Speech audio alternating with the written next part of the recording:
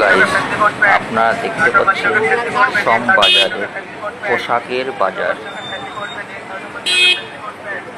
এই পোশাকের বাজারগুলো আপনাদের কেমন লাগছে?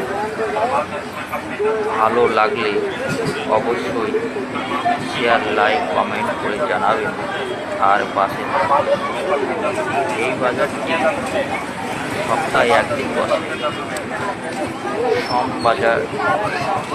সোমবারে এটাকে মন্ডে বাজারও বলা যায় এবং সোমবাজার।